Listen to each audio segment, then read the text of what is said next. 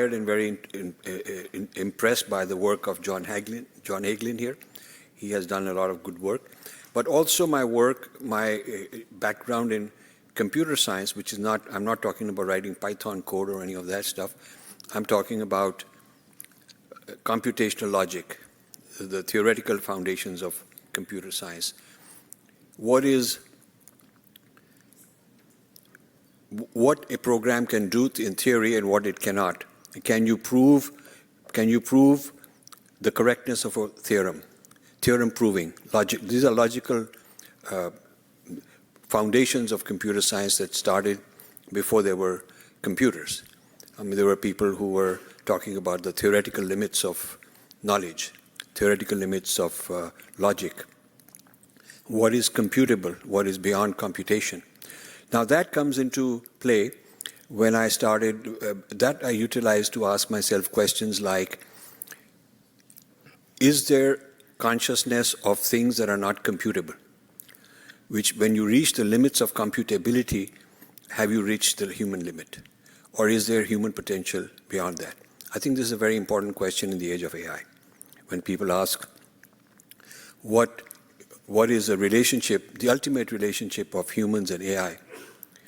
It's not about practical limits. It's not about money and how many data centers and who got how many $1 trillion. But are there theoretical limits? And I will talk about that. That is the heart of my book. But to get there, I have to talk about the meditation which led me there, because it's not just a mathematical and logical exercise, which is what it may seem like if I just present it by itself. So we are back to the same issue, guys. I think it doesn't want me to project this. So the first slide is just showing theory and practice. Theory is Maharishi's Vedic science, and practice is transcendental meditation. That's the ground. And the title says, first goal is to reconcile theory and practice in my own life. So that's what I was talking about. The second slide is I'm introducing other Indian metaphysical systems. So I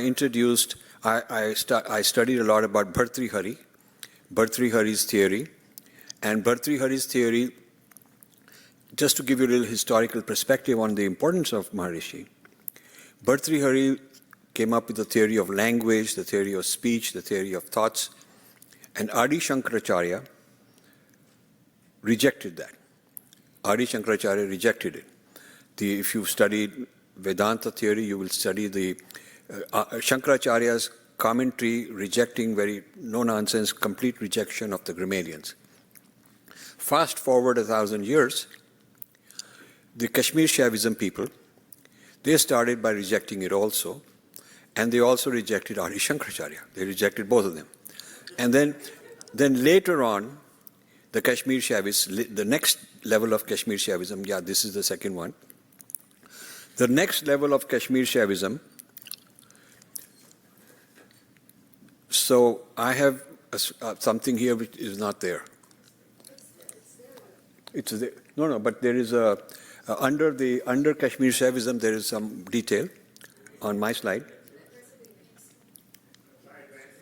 No, the next, I've got a third one, fourth one. So this is not, there it is. Okay. So I better go back here. Okay. So the Kashmir Shaivites, after a while, it took Bhartrihari and extended it. They took Bhartrihari's system and extended it into a more elaborate system and made it non-dualist.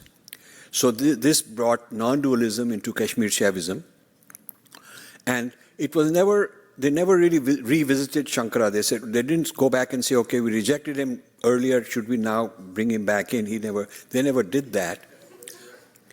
So this is very interesting. Sri Aurobindo also was Kashmir Shaivite influenced in many ways. I won't talk about Buddhism for now. I'll discuss it in a moment. I want to first discuss where Maharishi fits in.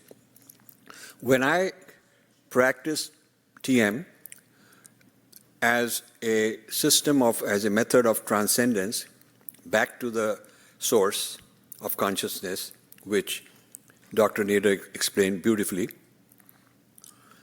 I was going in what I call the inward journey.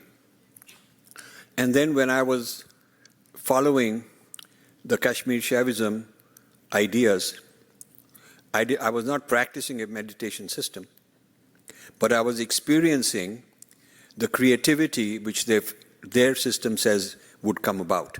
They have a theory of creativity, a theory of how you create, how knowledge comes to you as an intuition, as an insight, as a flash, which is not computational. How you think there's no language there. It's a consciousness without language. So I had two sides to my life, the inner journey and the outer. The inner was TM, would take me to these states. But then very often I would find that when I finish my meditation session in the morning, I'm done with my TM, then in about 15 minutes, 20 minutes, half an hour, or right away, I suddenly get creative flashes. And this has been on for my life. So I'd go and write this down, and I told my family that until a certain time, don't give me tea, don't get up, don't offer me, don't tell me, I just leave me alone, because I would write this. So I started writing this, and I want to now compile it, and these are my own journal of my experiences. And there's hundreds, thousands of these notes, some here and there, and then came the age when you could just talk and it'll transcribe and put it in your file. So I have a huge job to do, and I've hired some assistants to help me organize all this stuff and turn it into a chronology of my own journey. So the issue was, how does this happen? Where does this creativity come from?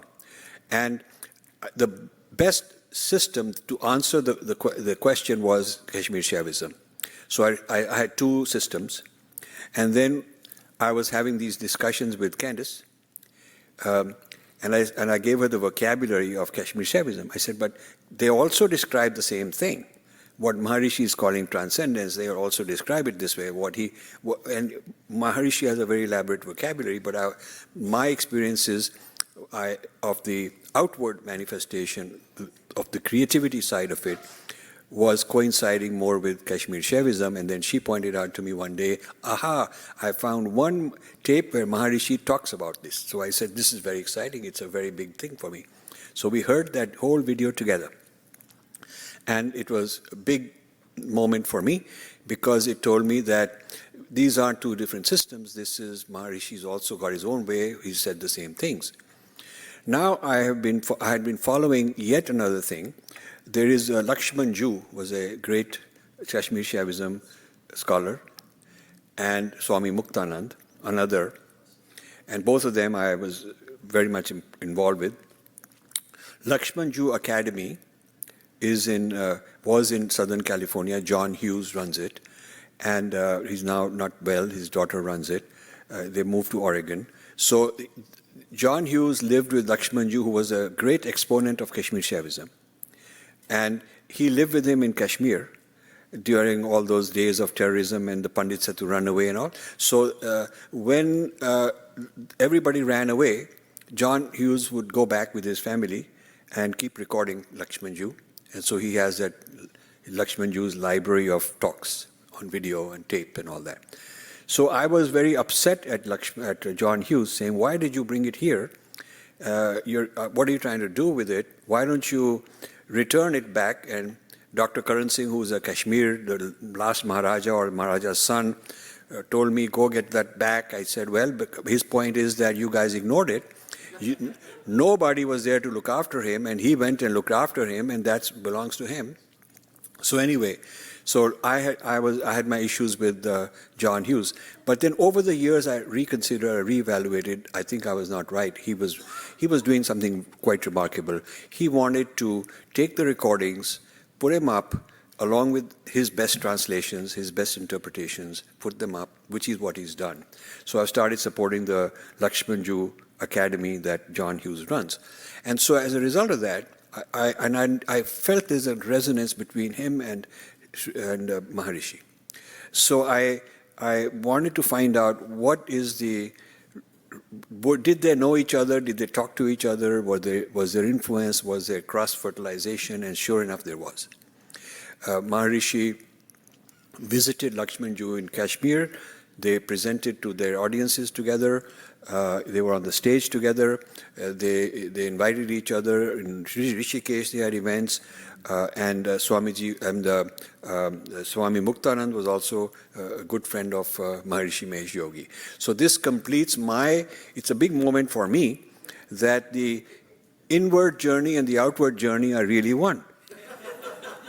and that's big deal for me. So in writing my story, I'm also writing a story of a very important chapter in the history of Indian thought.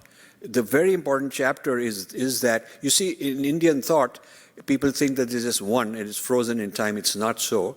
The commentaries upon commentaries have evolved and new things have been added. While the Shrutis are eternal and permanent, the Smritis, which are the commentaries and the interpretations, are always evolving. So the Smritis of Abhinav Gupta in Kashmir Shaivism and the Smritis of various commentators in Advaita Vedanta are very important. But it's very important for me to have realized that Maharishi was developing a whole new system where he incorporated a lot of Kashmir Shaivism into Advaita Vedanta.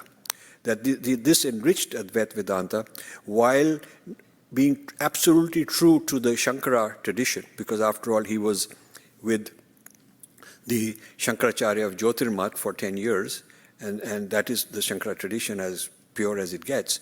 So while part of that, he also was able to bring in things for the current era, because the tradition has to be revived for each era. That is what a smriti is, that you revive it for the new context. It's not frozen like the Abrahamic religions. You might be in trouble if you try to modify something, or if you try to, reinterpret something.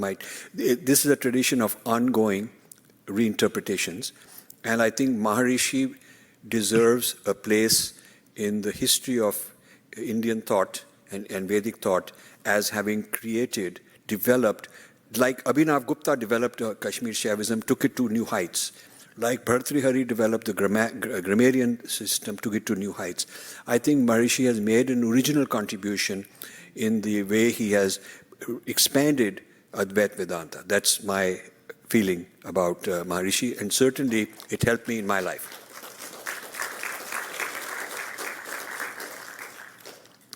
Now, another encounter from the experience and theory meeting each other has been also in parallel with all this, and that is my experiences with Buddhism. I've been a Vipassana meditator. I've done many kinds of meditations. So Vipassana is very interesting, and I've also always tried to reconcile how does it fit into the TM system. Where does it, in the whole system of consciousness, where does it belong?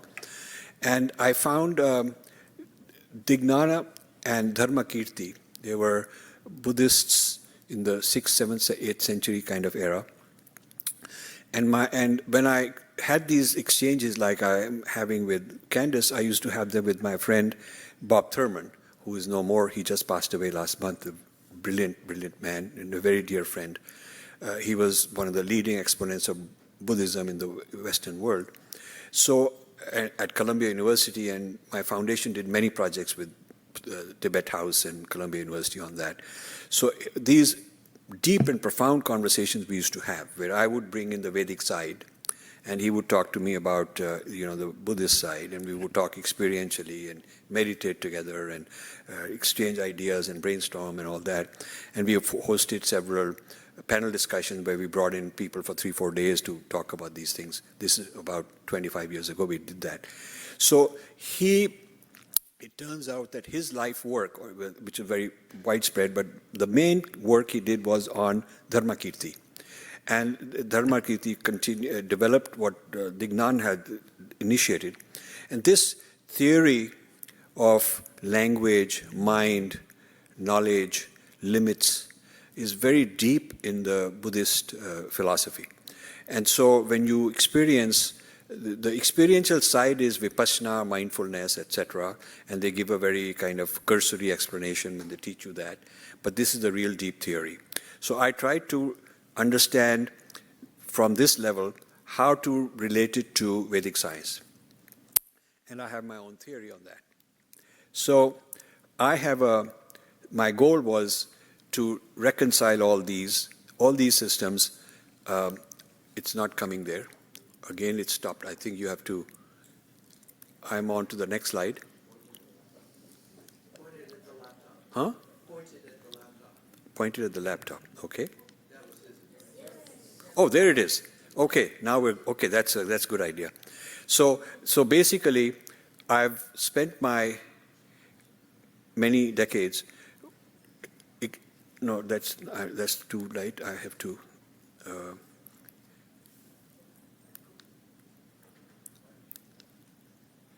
nope, I have to get, okay, there it is. Now I hope it will just stay there. So I want to talk about these are the 4 systems that I have spent decades studying and practicing. And by the way, I should tell you, why is that so? Okay, so I should tell you that I was initiated into transcendental meditation 50 years ago, this year. April, and it's very interesting, I didn't know the dates. I didn't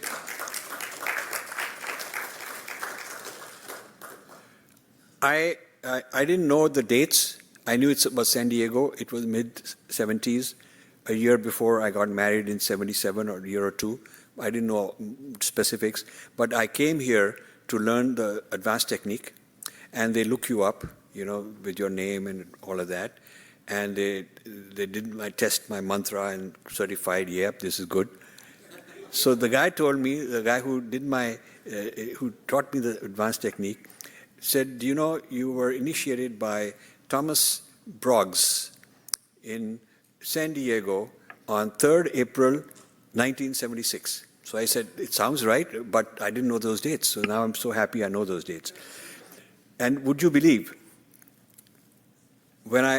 because I wanted to reconcile the inner journey and the outer journey, and I realized that Maharishi has all of it, and I was previously going with Kashmir Shaivism for one part of it and TM for the other part of it. But when I realized that Maharishi has all of it, I said, I got to have the experience also, not as two separate, but I have to have the experience. It shouldn't be that I'm doing TM and it's the inner journey of transcendence, and then when I'm done, 15 minutes later, I get this big explosion of creativity, which I attribute to Kashmir Shaivism. I mean, there is one, it's all one. So I figured I have to learn TM Siddhi. That's why I'm here, to learn TM Siddhi. So then they told me, that to learn TM Siddhi, you have to first learn 4 advanced techniques. I said, good, fine, I'll learn whatever you want me to. So I was in a big hurry. The first one was immediately available in Palm Springs, Florida. Dr. Nader happened to be there that for on a visit. So I just flew there, spent a weekend and got my first advanced technique. And the second one I got on Guru Purnima here. Now, the interesting coincidence is the date on which I got my first advanced technique was April 3rd this year. And exactly April 3rd, 1976 is when I got my TM initiation. So exactly 50 years later, to the day, I got my first advanced technique. And the second one on Guru Purnima. So there's something interesting going on. And I'm really looking forward to this, okay, now it'll come this way. So this is what I wanted to understand. The manifestation that Maharishi keeps talking about, how manifestation happens, and the meditation taking you back to the source, the manifestation from the source to the diversity, and the meditation from this world of chaos and thoughts and all that back to the source. And then the integration of these two in some wonderful talks that we've shared the integration of these two is the real thing that you want to experience, so that you are in the world in the state of unity. So that's what the TMCD will give me the experience of. And right now I have the experience of that using a combination of traditions and systems and so on, but I've figured it out that it's real and it works for me, and I owe a lot to that system. So now I think it's trying to, what happens now? Okay, the third goal, so this is interesting. So this, it did not come, it's a very interesting ladder, step ladder. I want to show it, but you know, if I keep pointing here, it keeps moving forward. There is a ladder step. Can somebody help me come here? Because it's an important slide. I want this slide for sure. Okay, so there you go. Okay, so this is out of touch, so that'll change. Now, how do I get this? Do you want to go back? I want to go back. Okay, so one more, but it's there, but it's not here. So it'll then synchronize. See, that's the problem. No, that's the problem. I think it takes a second to sync because of the... Okay, so now if I'm here, should I stay here? Yeah, just stay there. I'll stay here. No, I understand, but he says stay here. This is correct here, but there it's not correct. No, yeah, but now this the one here is what I want to show. No, this one is not correct. That's the one. Okay, thank you so much. So if you look at, if you do this, the Rig Veda has a statement that there are 4 levels of knowledge and speech and mind. Bhartrihari elaborated on 3 of these. Adi Shankara rejected Bhartrihari because of his sport theory and Nada Brahman, which is very complex, sophisticated stuff, but Adi Shankara didn't like it at all. Kashmir Shaivites took Bhartrihari's system and added another dimension to it, okay, and that amended, enhanced Kashmir Shaivism is what I claim Maharishi brought into Advaita Vedanta. So now it is bigger, richer, and it is not the same system as Adi Shankara. It's an extended version. But it doesn't contradict Adi Shankara, but it extends it. So this is very interesting for me. And this is why I'm here. I want to learn. I want to experience this not as multiple different things I learned from here and there, but I want to experience this whole thing as a single system. So the next thing which I have here is not showing up there. Can you help me? I should wait.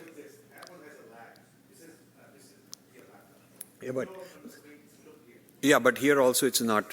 My screen is moved forward. My screen has moved forward. Oh, there it is. Okay, it does. He's right. It does take 2 minutes to do that. So Maharishi Vedic science, which in my opinion, incorporates all those things that I picked up from here and there. Now it's encounter with the Buddhist theory of language and meaning. That is the Dignan Dharmakirti area, which is what I have also been resolving. And I will show you Maharishi's, consciousness levels. That's my slide. And that slide will catch up. So basically, I've taken Maharishi's consciousness levels, and in this slide I'm showing the lower levels. Buddhist theory is absolutely conforming to that, and the upper levels, Sri Aurobindo conforms to that. Kashmir Shaivism has 2 parts, the lower part and the upper part. So my feeling is that Maharishi's system can accommodate all of these in a very nice way. This is the work. This is one of the things that I'm writing about. Now I'm going to talk about where does this take me in my own work. I want to discuss what is meant by a school of thought, because Maharishi has a school of thought. And Maharishi's school of thought is not, sort of exact replica of an ancient school of thought. It is modernized, obviously. He's brought it into the modern context, into the current context, contemporary context, which is what a Smriti is supposed to be. So, but I raise an issue. I say that, okay, Maharishi has done that for all of us, starting some decades ago, but a new epoch has come, which is AI. It is as dramatically different as anything that's happened in the last 100 years. And I'm not talking about the technology and the economics and the joblessness or new jobs or whatever. I'm not talking about the political, social dimensions which are profound. I'm talking about the philosophical and metaphysical dimensions. Because if everything is, so let me just ask you what the questions are, and then I'll tell you these are the things I've worked on.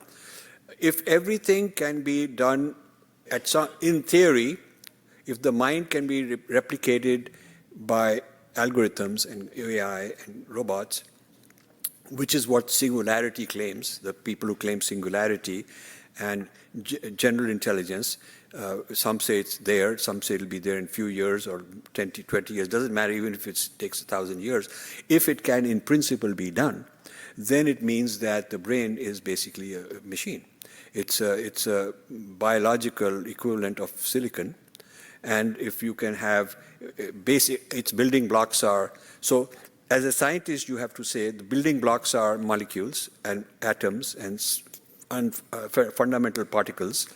So if that is what makes us special, and whether it creates consciousness or it, like a radio station, like a radio, it can receive the broadcast, it receive the frequency, whatever may be the actual mechanism, if that is what, it's a material entity, if it can do that, then in principle, why couldn't we replicate the same functionality in silicon? What is there, after all, if you look at the periodic table, carbon and silicon are right next to each other.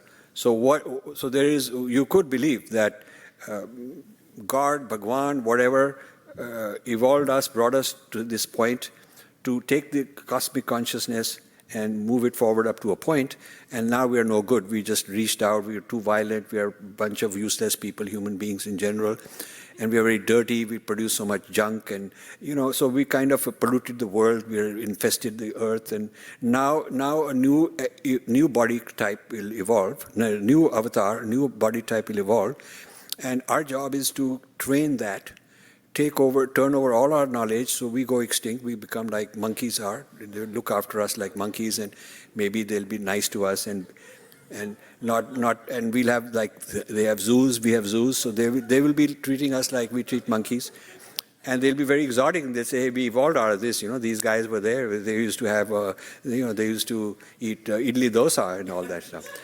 And their argument would be, I mean, look at it from their point of view, their argument would be that, we don't need an agriculture industry because these guys needed to eat food for energy, but we get it from the sun. We silicon guys, we get it from the sun. Whole agriculture industry is all waste. It's a waste of environment. We don't need the healthcare industry because we don't fall sick. I mean, if a chip is gone, you put a new chip. So you don't need Ayurveda, you don't need any medicine, you don't need pharmaceutical industry, you don't need doctors, you don't need hospitals. You don't need any of that because we don't fall sick. If there's a malfunction, the robot who's the robot doctor comes and puts a new chip, and that's it. So like that, you could go through, and from the robot point of view, I mean, you could argue that, that we've had enough of human time and now maybe this next life. So I have to answer that question. I have to answer that question too, because if I have this meditation, and that meditation is evolving, I have to now take on these issues. So I need to update for the age of AI. I have to do my best. For the age of AI, I have to answer these questions. So I will, the next chart is a very important chart, so I want to make sure that we wait 2 minutes. And the next chart basically says, I have developed 4 theorems in what is called modern mathematics or computation theory. That is part of my training. When I moved from physics to computer science, it was not for writing programs and all, but I was a theoretician. I really wanted to understand the theory of computation. And in the theory of computation, you have theorems by very eminent people in the last 100 years, from 1931, then big milestone in 1933, then 50s. This is before all the big computers started coming, but the theory was there. And this computation theory and modern mathematics has a lot to say about what is knowable and what is not knowable. Are there truths that cannot be known? These are profound consequences of modern mathematics. I will not go into here because people also then take it and make a video out of it or make some quick course out of it. And I'm fighting this. I'm not fighting, but I'm engaged with some of the best brains in modern mathematics, computation theory at Princeton, and I'm doing it very carefully, because I don't want them to feel that this is some kind of a way to bring some religion or mysticism or Vedas into it. I'm doing it in a very pure as a mathematician. So what I'm doing is, first I have proven the incompleteness of this modern mathematics and computation theory. The most important theories that exist, I'm able to prove that there is something incomplete about them. Now, how do you prove incompleteness without bringing in any mysticism or any philosophy? Within the system itself, there are rules that are being violated. So, for instance, the idea of infinite regress. Infinite regress, which I'm sure John Hagelin understands and you understand, the problem of infinite regress. I'm showing that these theorems of very famous people, very important people, suffer from infinite regress. And that is not undeniable. So showing their limits is not an issue. I can do that, and some people have done it, but not so forcefully and not in our context. So the second part is my theorems on a remedy. What is a remedy for this limitation that modern mathematics has? I don't want to show my hand, so I'm telling you guys about it, but I'm not going to tell you the whole thing, because somebody just go out and do some Facebook or YouTube influencer type thing tomorrow, and I'll have an issue. My strategy is I'm removing any reference, it's a two-part strategy. Part one, I'm removing any reference to anything to do with Vedas, mysticism, spirituality, metaphysics, any of that. And I'm basically saying the necessary and sufficient conditions to resolve the problem are X. And that's it. That's all I want. I want to go that far. That's all I want to do. And I want these mathematicians and logicians and philosophers and all these people to accept that as a peer-reviewed publication. And I want to make that happen. And that's a very big deal, big milestone for me and my contribution. So once that has happened, once the necessary and sufficient conditions to solve the problem are X in a very abstract, written in a very abstract way, then my part two is undeniable, that I can show that our Vedic tradition satisfies X. So this is why it's a part two strategy, and this is why I'm not going to discuss it, because I've had an experience of people just take it off here and there and make it, say, I found it and discovered it and whatnot. And this is my 50 years of meditation culminating in this. So this is my aha moment leading to what I consider first principles. So where does this all take me? And one final slide I want to show.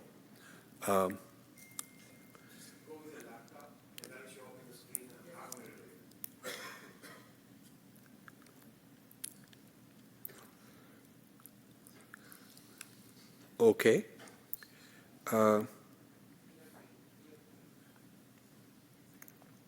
So it is, yeah.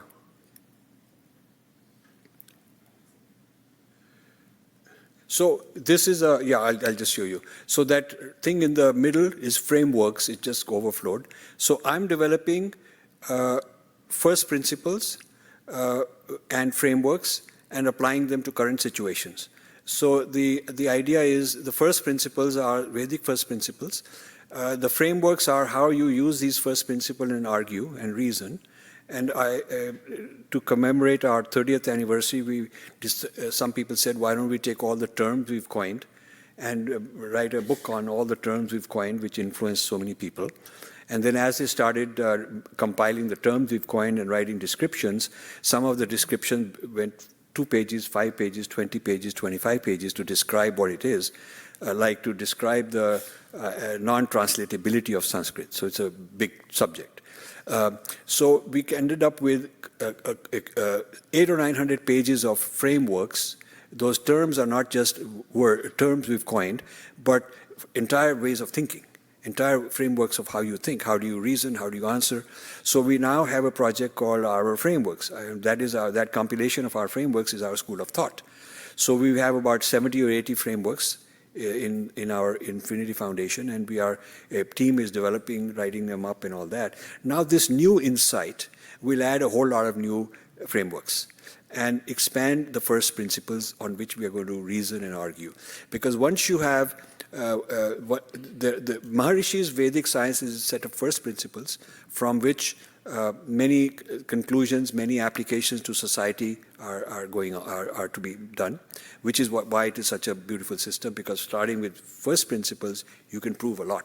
So we are, just like he extended the Advaita Vedanta from Adi Shankara, as I showed, we think that in this age of AI, it needs to be extended again. And so we are taking that initiative, and we would love to work with anybody who would like to help us or join us, critique us, argue with us, falsify us. All that's very useful for us. And in parallel, we have our own AI project. So we're going to take on AI with AI.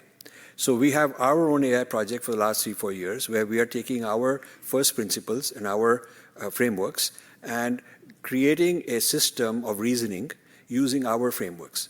So rather than arguing back that the AI is no good, we are creating what we call reasoning engine, an inference engine, a logic engine, using our own frameworks.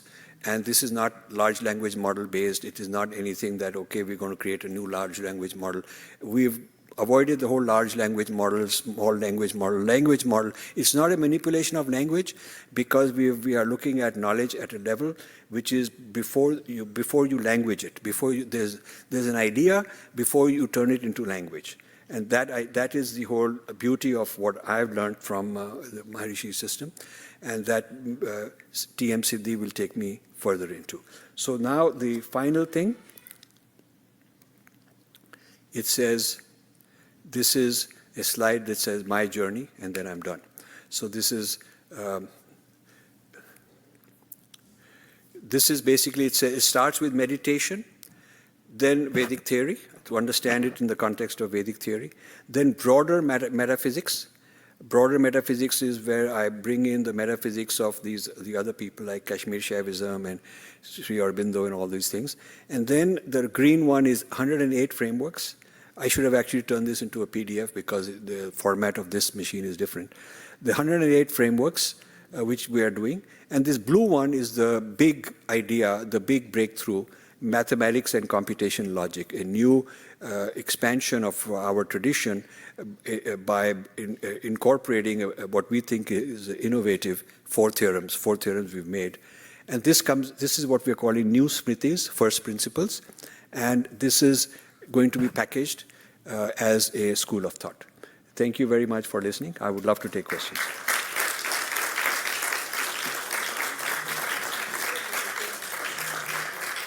Yes. I don't know if I can be heard. Yeah, please come to them. Is there a mic? That is a mic. Okay, please come. Stay close. This is for you to answer.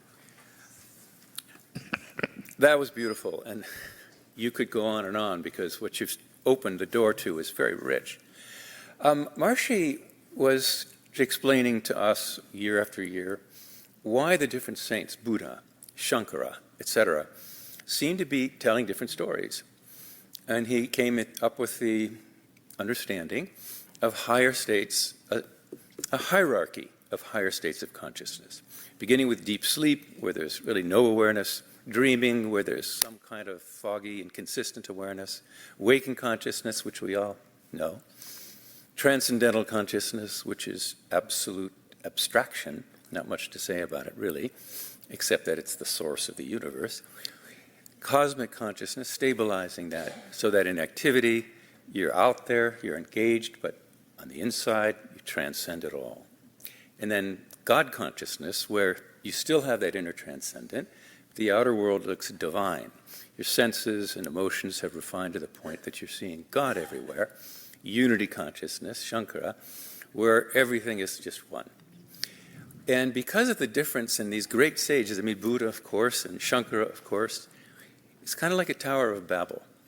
And what Maharishi came out with is this hierarchy of states of consciousness, which represent different languages for different states of consciousness. And they're not incompatible. They just evolve stage by stage. But I want to dig more into what you've described there. It's quite wonderful. The other thing has to do with the talk I'll give tomorrow and a little bit this afternoon, is this incredible problem, this theoretical, deep discussion you've brought out very beautifully today about AI and what we consider, what we experience as consciousness as human beings. And maybe I'd like to talk to you a little bit at lunch. There's some new things from physics which have come out which suggest that the mind and the brain are not the same thing, intimately related, but made of different stuff. So we'll talk about it. Thank you.